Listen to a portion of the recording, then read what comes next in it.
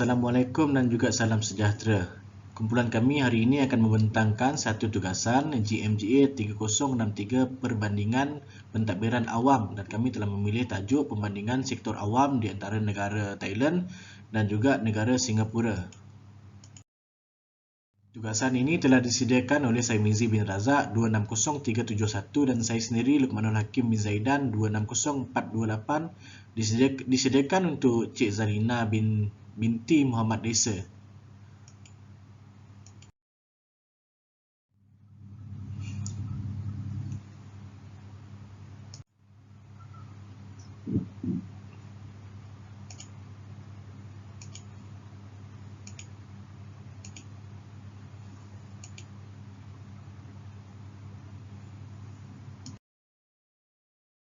Latar belakang umum Thailand.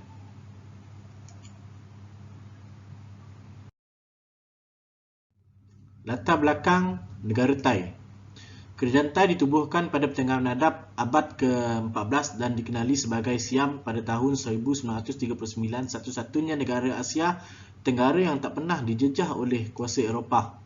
Thailand mengalami 19 rampasan kuasa tentera sejak menjadi Raja Perlembagaan pada 1932.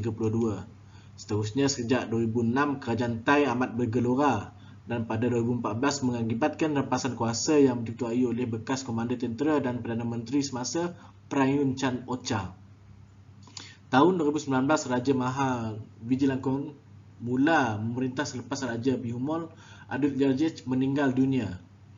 Keluasan 513,120 km persegi dan lokasinya terletak di tengah Asia Tenggara Central Intelligence Agency menurut Central Intelligence Agency 2022.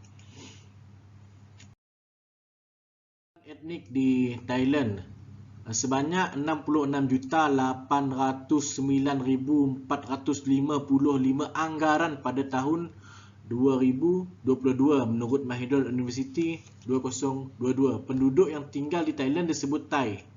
Bahasa rasmi bahasa kebangsaan adalah Thai. Thailand mempunyai pendatang dan kebanyakannya kaum Cina dan yang lain daripada Asia Selatan. Seterusnya, kumpulan etnik.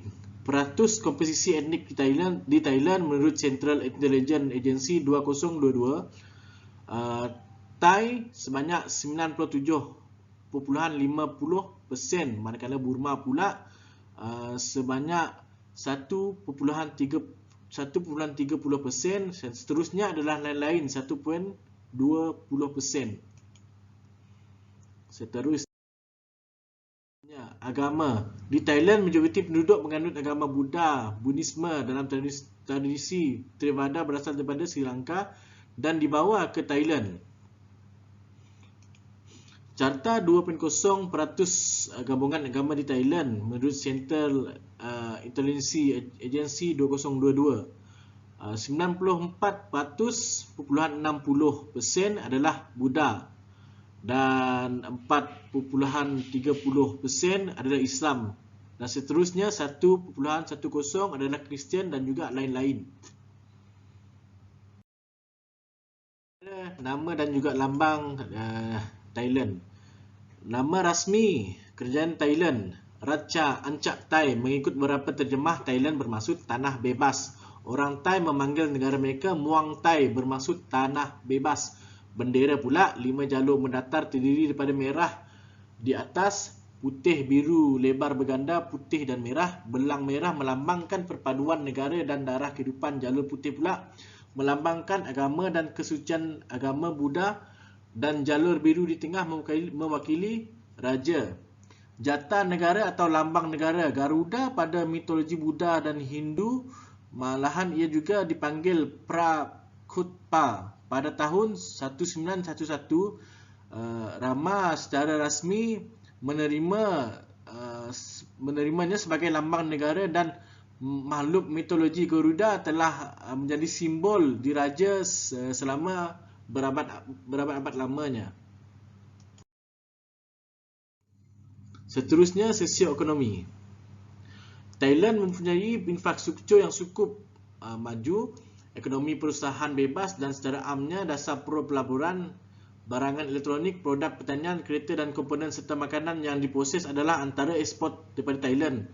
Pada 2013, kerajaan Thailand telah mengubal dasar gaji minimum di seluruh negara dan menetapkan pada 300 baht, kira-kira $10 sehari dalam usaha untuk membasmi kemiskinan di negara mereka. Ekonomi Thailand semakin baik selepas bertahun-tahun pertumbuhan perlahan. Selepas rampasan kuasa 2014, ekonomi Thailand kukuh kerana ia mempunyai inflasi yang rendah, pengangguran yang rendah dan paras munasabah kedua-dua hutang awam dan luar negeri. Seterusnya, persatuan antarabangsa. Thai tergolong dalam organisasi antarabangsa seperti berikut: kerjasama ekonomi Asia Pasifik, telekomunikasi Asia Pasifik, Bank Pembangunan Asia, Pusat Latihan Pos Asia Pasifik, Perbadanan Reunion Asia, Persatuan Negara-Negara ASEAN, Forum Serantau, Bank untuk Penyelesaian Antarabangsa, Jawatan Kuasa Penyelenggaraan Bersama untuk Sumber Mineral di Kawasan Luar Persir Asia dan banyak lagi.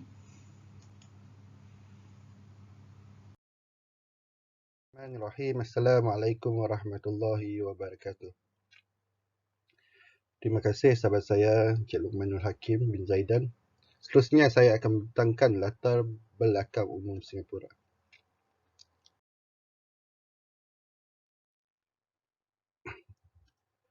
Pada abad ke-14, sebuah perdagangan Melayu telah ditubuhkan di Pulau Singapura yang dikenali sebagai Temasek.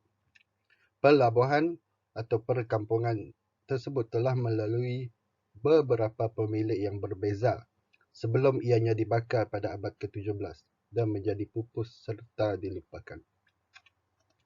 Pada tahun 1819, British menubuhkan koloni perdagangan di sana yang kemudiannya telah menjadi negara kota moden Singapura. Antara lain, dengan penubuhannya pada tahun 1963, Singapura telah menyertai Persekutuan Malaysia tetapi telah keluar semula dari gabungan tersebut untuk menjadi sebuah negara merdeka pada 9 Ogos 1965. Sejak daripada itu, Singapura telah menjadi salah satu negara paling berjaya di dunia dengan hubungan komersial antarabangsa yang kukuh. Pelabuhannya adalah salah satu yang paling sibuk dari segi pengendalian tan dan KDNK per kapita setara dengan negara-negara terkemuka di Eropah. Menurut laporan Jabatan Perangkaan Singapura tahun 2022, Singapura mempunyai keluasan kira-kira 733.1 km persegi dan terdiri daripada 1 pulau utama dan 58 pulau kecil yang terletak di hujung semenanjung Tanah Melayu.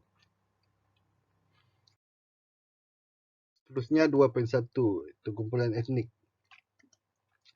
Hasil laporan daripada Jabatan Perangkaan Singapura pada 2021 menyatakan jumlah populasi Singapura kini sebanyak 5,453,600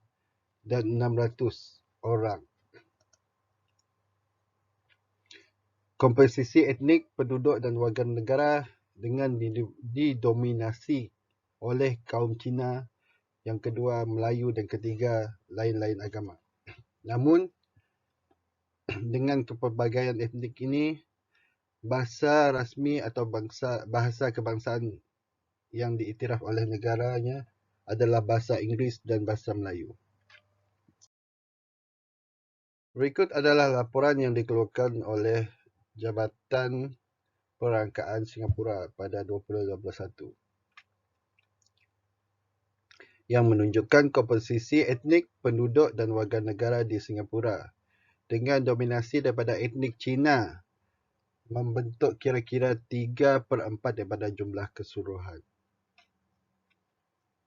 Manakala Melayu adalah komponen etnik yang kedua terbesar, seterusnya India yang ketiga dan selebihnya adalah lain-lain agama. Seterusnya agama. Di Singapura, majoriti penduduk adalah penganut agama Buddha. Dengan itu, carta berikut menunjukkan laporan Jabatan Perangkaan Singapura pada tahun 2021 dalam kalangan penduduk yang berumur 15 tahun ke atas pada tahun 2020.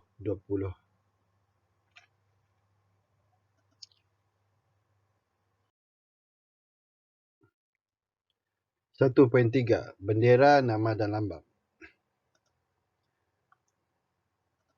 Nama rasmi Singapura ialah Republic of Singapore, iaitu dalam bahasa Inggeris. Dalam bahasa rasmi lain iaitu Republik Singapura, Giang Jiao dan nama pendeknya Singapura.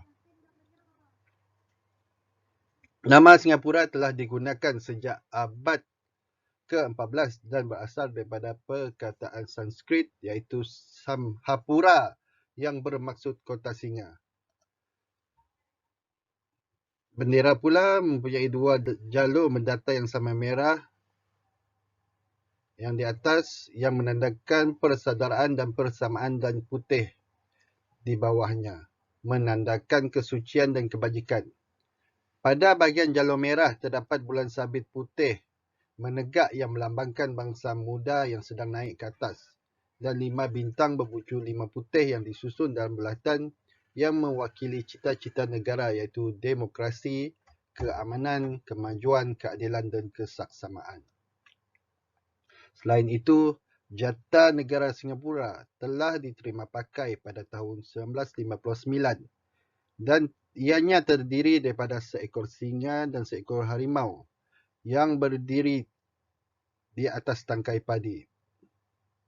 Singa dan harimau tersebut adalah simbol negara masing-masing mewakili Singapura dan Malaysia. Seterusnya, 1.4 Sosial Ekonomi.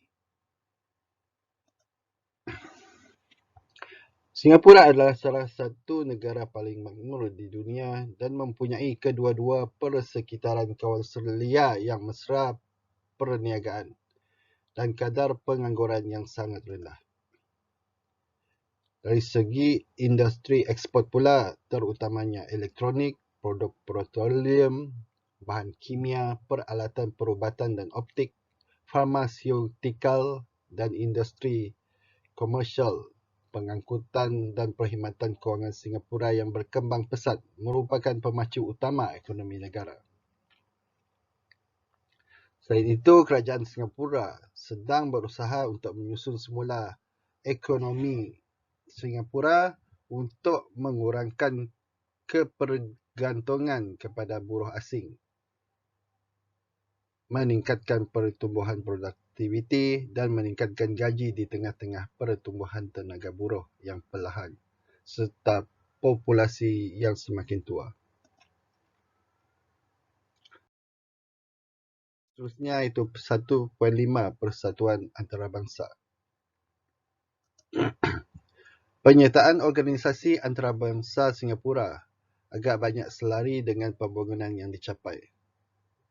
Singapura merupakan ahli dalam semua persatuan dan keanggotaan Asia seperti ASEAN Development Bank, Alliance of Small Island States, ASEAN Pacific Economic Cooperation, APEC, ASEAN Regional Forum dan Association of Southern Asian Nations, ASEAN.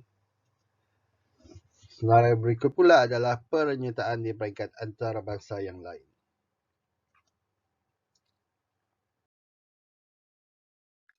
Seterusnya, saya akan membentangkan perbandingan pengurusan bakat dalam sektor awam di Thailand dan Singapura. Terdapat 4 skim pengurusan bakat perkhidmatan awam di Thailand dan Singapura menurut Paucharion and Lee. Walau bagaimanapun, perbandingan pengurusan bakat bagi kedua-dua negara adalah seperti berikut. Yang pertama, beasiswa pra-perkhidmatan. Bagi negara Singapura, beasiswa disasarkan kepada pengambilan untuk perkhidmatan awam peringkat tinggi yang kritikal, Terdapat juga pelbagai beasiswa tanpa sekatan yang ketat dalam bidang pengajian yang direka untuk memenuhi calon yang mempunyai kebolehan dan minat yang berbeza, serta tiada kuota jumlah beasiswa yang akan diberikan.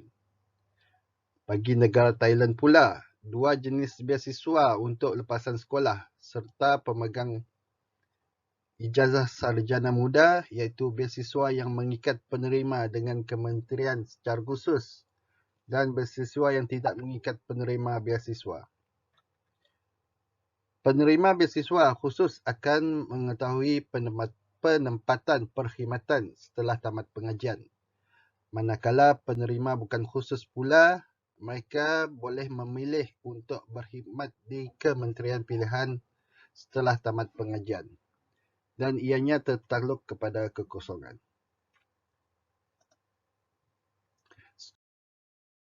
Seterusnya itu Program Pembangunan Eksekutif Sektor Awam (PSED) dan Program Pengurusan Bersekutu (MAP). MAP adalah untuk negara Singapura dan PSED untuk Thailand. Bagi negara Singapura, MAP menjadi landasan pengurusan kerjaya kepada penerima beasiswa dan pegawai dalam perkhidmatan. Peserta MAP akan didedahkan dengan lawatan ke negara ASEAN, program silang kementerian, forum pembuatan dasar, persidangan luar negara dan lawatan sambil belajar. Bagi negara Thailand pula, calon bukan saja melalui teori intensif atau latihan berhubung pengurusan dan kepimpinan awam, tapi dilatih melalui pinjaman kepada 3 kumpulan pemimpin awam dan 1 pemimpin swasta selama 2 tahun. Objektif PSED adalah untuk membangunkan daya perubahan yang efektif bagi memacu tindakan dalam pelan strategik. Dan seterusnya, bagi perbandingan pengurusan bakat sektor awam yang lain, saya serahkan semula kepada sahabat saya Encik Luqmanul Hakim.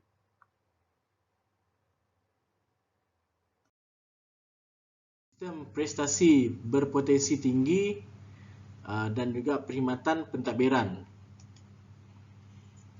Jabatan Perkhidmatan Awam Singapura melantik pegawai tadbir daripada kalangan penerima beasiswa. Pegawai tadbir akan merangka dan melaksanakan dasar negara. Selain itu, mereka akan didedahkan dengan pelbagai pengalaman bagi meningkatkan kepekaran dan gaji yang dibayar amat lumayan berbanding penjawat awam biasa. Seterusnya pula, HIPPS merupakan program penambahbaikan dan pelaksanaan sistem untuk memilih peserta yang berpotensi tinggi. Ia merupakan laluan kerjaya yang merentas fungsi dan bertujuan untuk meningkatkan pembangunan kerjaya. Program ini merangkumi latihan, kemahiran dan kepimpinan bersama mentor, dan calon HIPPS perlu menunjukkan prestasi cemerlang bagi menerima gaji yang tinggi.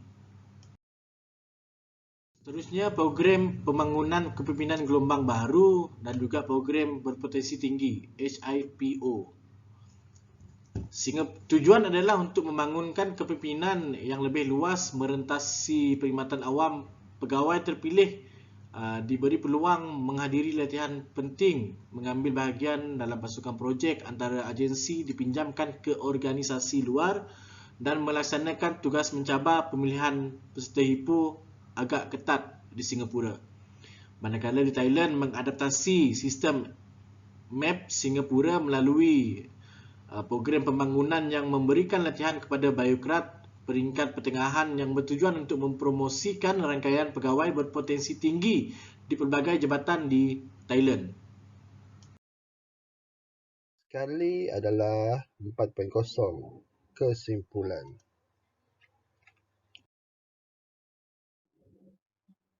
Secara kesimpulannya, yang pertama, dalam pentadbiran awam, pucuk pimpinan memainkan peranan penting dalam setiap cabang pentadbiran kerajaan. Dan yang kedua, pengurusan bakat amat perlu bagi menjamin kesinambungan pucuk pimpinan yang cemerlang. Dan yang ketiga, hala tuju yang jelas, menjamin potensi kepimpinan bakat yang hebat dan sentiasa berketerampilan unggul. Seterusnya, Thailand dan Singapura mempunyai sistem dan skim yang hampir sama, cuma berbeza dari sudut pendekatan, keperluan dan objektifnya. Dan yang terakhir, Singapura sentiasa ke hadapan dalam pengurusan bakat berbanding Thailand kerana gaji yang ditawarkan amat tinggi dan pelan pengurusan bakat yang begitu sistematik dipraktikkan dalam sektor awam.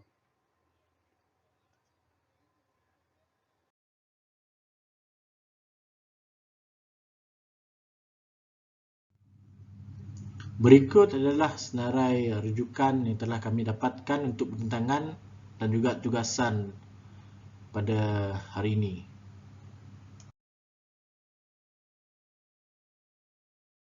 Ini selesailah pembincangan kami. Sekian, terima kasih.